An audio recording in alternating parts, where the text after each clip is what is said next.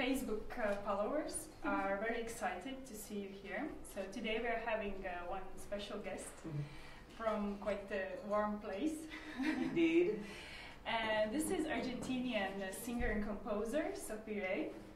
Hola, hello everybody. So Sophie is going to perform in Riga on 3rd of February. That's right. So previously you have been already here. This is my third time. Yeah, so previous 2 concerts were sold out. So most of all your fans are already waiting for your concert over here. But anyway, maybe you could tell what kind of different things you have brought over here this time. Okay, so this concert will be to present my last album, which is called The Hawk. The hawk is this animal, this black big bird that comes to hunt We can us. show it. Yes, exactly. So this is The Hawk, El Gavilán, and it's a tribute to an iconic figure of Latin America. Her name is Violeta Parra, and maybe not so many people know of her music here, but actually she's probably one of the biggest Latin American artists of all time. She was an amazing woman. She was from Chile, and she was a singer, a composer, an ethnomusicologist, a folklorist, a poet, a writer, a political leader, a visual artist. So she had many talents, and became a very important figure for the movements in the 70s as an iconic figure for social movements, and you know, because she was very strong, and she always fought for the people that were invisible, the ones that nobody cared for, the rural people, the people that were working in the mines, the people that didn't have representation. So she was a very strong woman, and her legacy is very important, and to many people she's considered the mother of Latin American music. So she's really somebody very iconic and very interesting, a very interesting character also. So are you going to use her character also in your performance? Yes. I definitely like her and identify with her in the sense of somebody that you know was experimenting with the music, the folkloric music that she found at the time, and took it someplace else. And I find myself being somebody that really likes the roots music, the music from Latin American culture. But one of the things that I've always done with it is, okay, let's bring it to, connect it to where we are now. It's the year of 2018, and other things are happening, and other sounds are happening, and we have different tools to communicate that. So let's use them. Let's make it relevant for today. And this tribute, it's all her music, but all the arrangements and the versions of the songs are very much closer to me, because I was using for instance, some electronic instruments. We are recording live. If you come to the show, you have to be quiet because I'm recording. I'm looping live in certain moments, and it's a very minimalistic project. It's just lots of voices and guitars, and I'm bringing a wonderful guitarist also with me. Yeah, this was my next question. Okay. Because we have noticed that you are always gathering a lot of different musicians in your band, and they are coming from all over the world and like having their own experience. Who's gonna come with you this time? So Misha Marks, he is a fantastic guitar player. He's from New Zealand, and he lives in Mexico, so it's already quite a strange. He's been living in Mexico for 10 years, and I met him in Colombia. You see how things, you know, we travel a lot, and you meet somebody, and we connected very nicely. and he does a lot of experimental music and jazz, and also folkloric music from Mexico now. And he plays acoustic guitar and electric guitar, and he plays also bombardino, which is this wind instrument. It's kind of almost like a small tuba of things. So you'll hear him play all these instruments, and he uses tapes to make also sounds with his guitar and bows, and yeah. So how do you do your rehearsals if you are so far from each other? Well, what happened was we met in Colombia, and we were not playing together. We were in the same concert, and I liked him. And then I went on tour to Mexico last year to present this record, and I asked him to play with me. And we really liked playing this repertoire.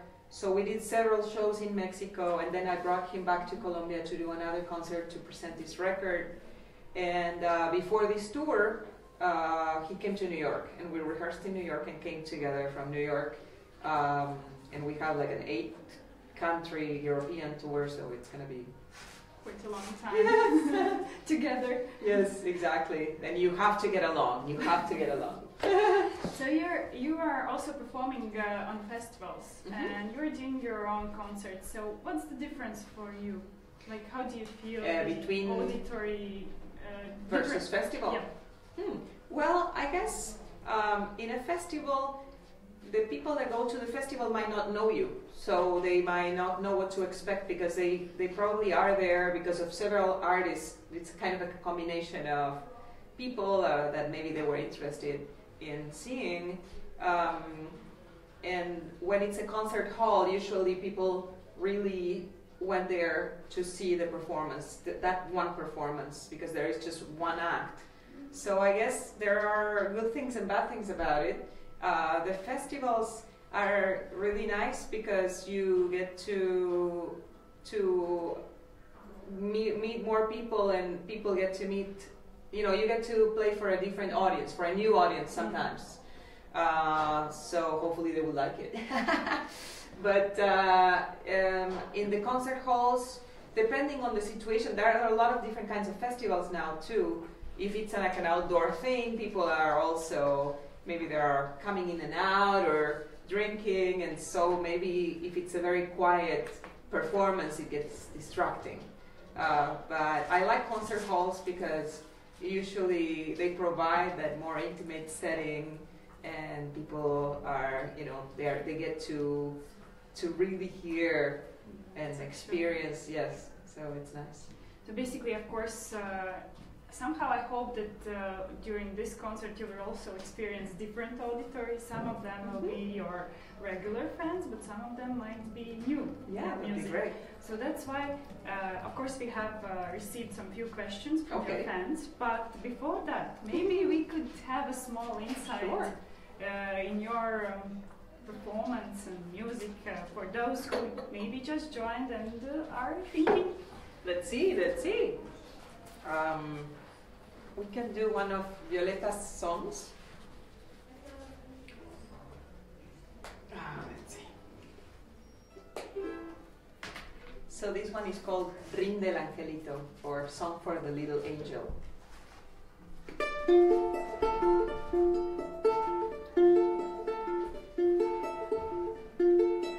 Ya se va para los cielos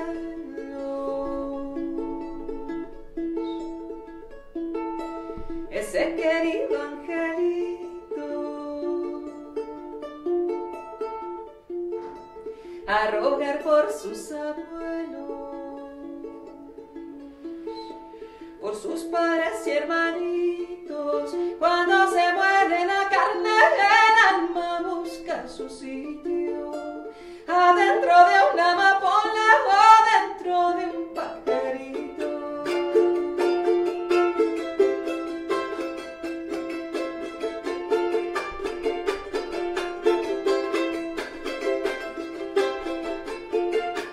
La muerte lo está esperando con su corazón abierto, por eso es que el angelito parece que está despierto.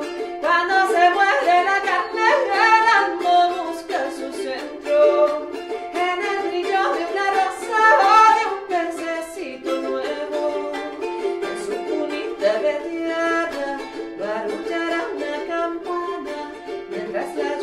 delicia, su carita en la mañana, cuando se muere la carne, el alma busca su diana, en los misterios del mundo que le ha abierto su ventana.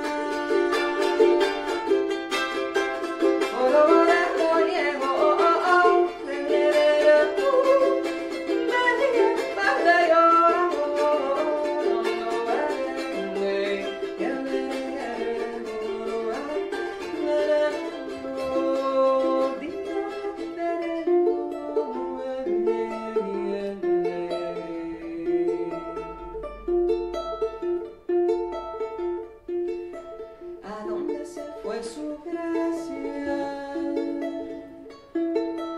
¿A dónde fue su dulzura? ¿Por qué se cae su cuerpo como la fruta madura? Cuando se muere la carne, el alma busca la altura, la explicación de su vida cortada con tal premura, la explicación de su muerte prisionera en una tumba. Cuando se muere la carne, el alma se queda oscura.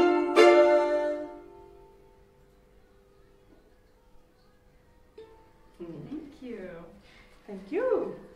So those fans are very interested also in some few things regarding you and your concert and performances. So basically, I would like to ask you to be very attentive to those questions, because at the end you will choose the one that you like the most, and this fan will get 2 invitations to your concert. Fantastic. So now I'm going to start with a question from Ilona, and she really admires your performances because they are usually full of passion and deepness created by sophisticated Latin music together with jazz. So basically she's really a big fan. And she would like to know, are your performances usually planned till the details, or you prefer to do the improvisation on the stage? That's a good question, actually. Well, certain things are set. Usually, for instance, we do have an order and an amount of songs and a set list prepared for each particular concert. And we never do the same one in each city. Varies. Different things can happen. But there are a lot of things that are improvised in terms of within the songs, how things are going to happen. Maybe Misha, my guitarist, is going to do something that I'm like, oh, cool, let's go there, you know, or I decide to stretch a song, or we take a solo. So yes, there is improvisation involved for sure. And of course, Yolanda is the next one who is having a question, and she has noticed that you are doing your performances like absolutely different person each time. So that you mentioned already that you are having absolutely different show and performance on every concert. And she thinks that jazz is like a journey, and that's why she's asking, aren't you afraid to lose yourself by changing your character during the performance? Well, I think you change. It's still me. It's still Sofía behind all of the craziness. So certain things can vary, and there is room for change and improvisation, and I think each project also changes the way that I do music. This concert is very, you know, it has all other elements that you haven't heard of other concerts of mine here, which are very interesting. For instance, this different set for looping live and other things, not only the material, the songs, but in essence, I think what's most important is to be true to yourself, to be authentic in the sense of do the things that resonate with you, that you feel are representing who you are the best in that one moment.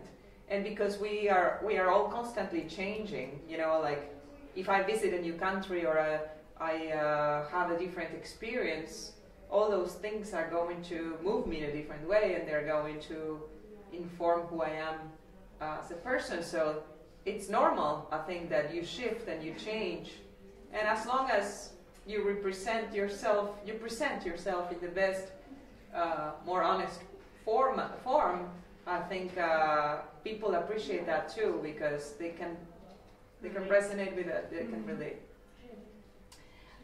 Tatiana is also a musician and a big fan of your music, and she still remembers her first concert and song that she performed. And she is interested, do you remember your first performance, and what were you playing, and did you experience also stage fever? Stage fever or stage fright? Fright fever, like any kind panic. of nervousness. Oh, okay, yes. Oh, Performance. yes, I was very shy and very afraid of performing. I started singing with choirs, a lot of different choirs back home in Buenos Aires. And yes, I was absolutely afraid of performances. It took me many years to get over stage fright. And I still have it a little bit, but the little bit that I have is good. It's like you get a little bit nervous, but that makes you care. Yeah, it makes it for something interesting. But it's not something that impedes me from performing, you know. I don't know about my very first concert, but one very important concert I did that was something very special as a kid was the first time I sang at the Colón Theater back home.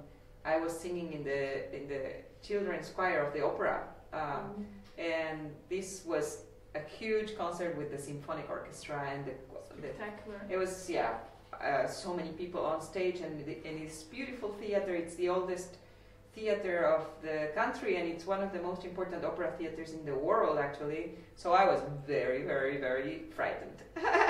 And it was a very, very special moment for me. I will never forget that day, because I think it was one of the things that, you know, thinking of that day always, I remember thinking, wow, I could be doing this. This feels really amazing. I could sing, yeah.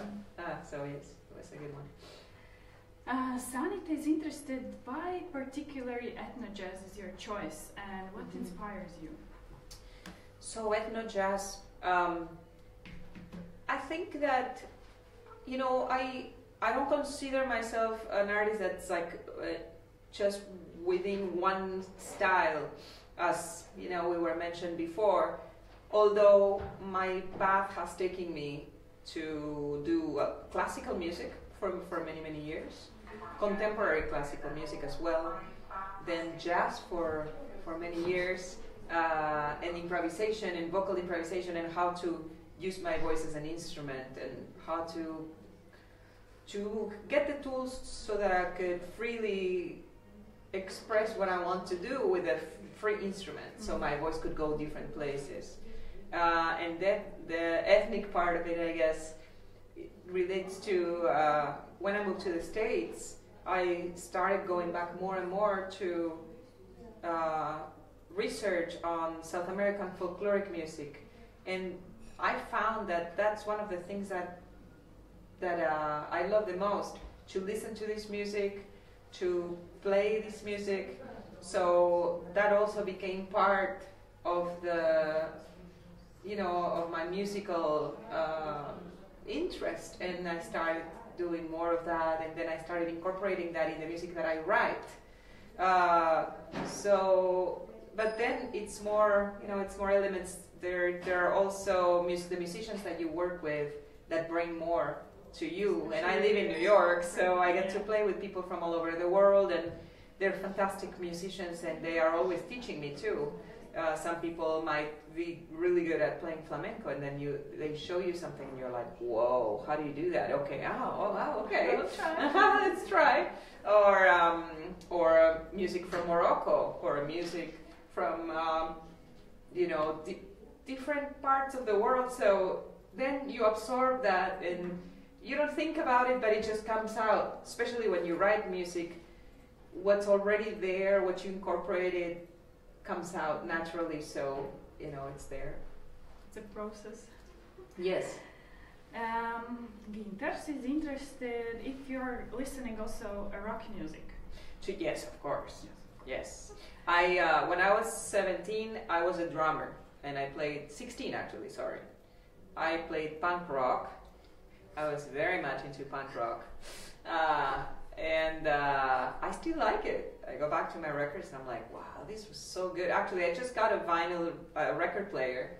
The first thing I did was, my mother was in London for a trip, and I'm like, go and look for a special edition of London Calling by The Clash. I need that. I need to have that record in a vinyl. So yes, of course, I listen to. So it's a shame that we don't have drums over here. No, I'm an awful drummer. I'm horrible. I was bothering my neighbors in my basement, you know, like playing all the drums. But yeah, no, I wouldn't do it again. I play percussion now. That's enough. So good. Eva would like to know what else you're doing besides the music. Besides music, I do music. When I travel, I like to take a few days off and, you know, basically get to actually see, visit cities that I like. I read, I watch movies, I cook a lot at home. Traditional food or some new recipes? All kinds of things. I like cooking, so you know you have to also improvise with what you have. But I like cooking a lot, and you know, visit my friends, seeing friends, yeah, watching movies, all of those things. Great. Great to know that you're someone from regular people who do yes. the regular stuff, of not course. just music, drums, and concerts. No, that would be terrible. No, just that, no. And our last question comes from Ginters, and he's interested, what do you see as a real happiness? What is happiness for you? What's happiness? That's a very deep question. Let me think for a second. Well, I guess it's very hard to answer because we always think that happiness is the next thing, is something else that, you know, that's unattainable or that is a goal rather than some kind of permanent state. But I think that it has to do with some kind of inner peace too, like being content with where you're at and what you have and who you are at a given moment. And again, I think it cannot be a permanent state either, because then you would lose. We can't imagine. Right, if you imagine you were happy all the time, then you wouldn't be happy anymore. You know, it would be like, true. Okay. So I think is that state that we are always looking forward to, and that we grasp every once in a while, and so we get to experience it, and then we lose it, and then we go back to it again. So I don't know. It's not a particular thing, but I think music. I'm grateful to have music, because I know that I can count on that for very good moments of happiness when you know, when you play a new song, or where you find something that resonates with you, or when you play good music with another musician and you connect, or when there is this magic moment on stage that happens when everything clicks, and that's really that magic. That's definitely a happy moment. But there are so many other ones. I think it's hard to picture them, but it's hopefully something that you're always envisioning and looking forward to. Have you noticed, does your music comes in moments when you're more happy or other? All different, in different states. I think that when you're sad, sometimes you connect more with music because you need it, you know? It's a way of escaping too. If I feel very sad and I start playing piano or singing, I know immediately that it will lift my spirit, you know? So maybe you just go for that even more. But I think in terms of inspiration, it can happen anytime, and you have to be ready to register that, maybe record it, or you know, to be like, this is slipping through my fingers. Just not to lose the moment. Right. So these are all questions from the fans. So before I'm starting to ask some few mine, because I'm not participating in this contest. Sure. So you can choose which one was the best for you. The question.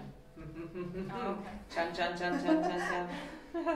So you're checking now if I haven't forgot any of them. I guess this second question, Jolanta, that was about losing made me think of something, so it was good.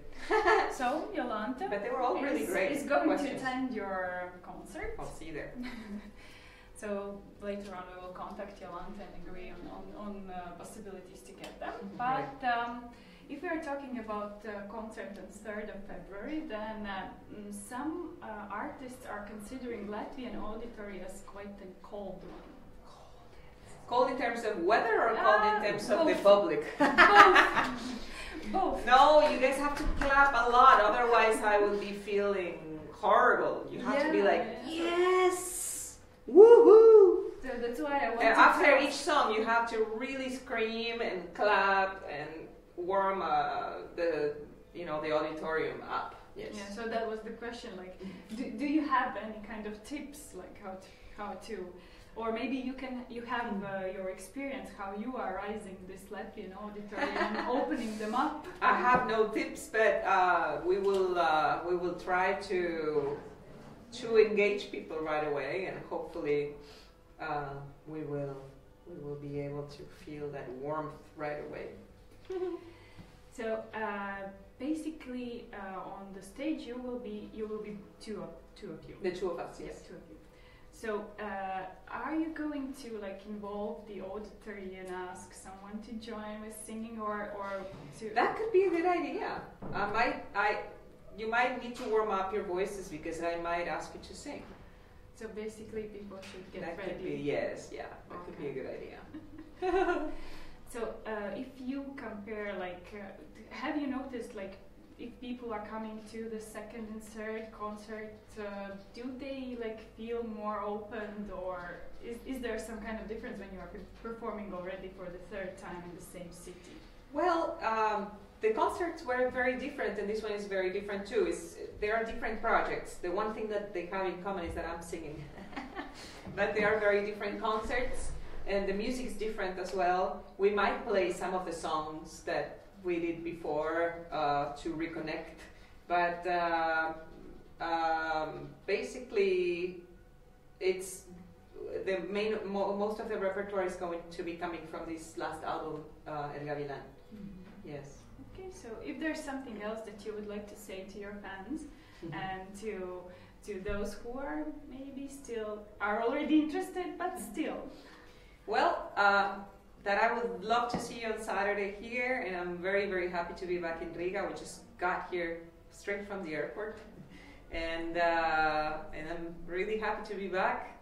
We always had a beautiful experience here, and looking forward to seeing you all. So thank you for joining us on Facebook Live, and we'll see you on Saturday.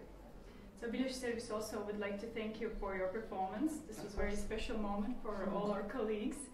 And we all hope to see you and our Facebook fans to come. We are kindly inviting all those people who are watching and thinking and maybe rethinking to come to your concert on 3rd of February and enjoy the live performance. Thank you so much for the invitation, and we'll see you very soon. Thank you.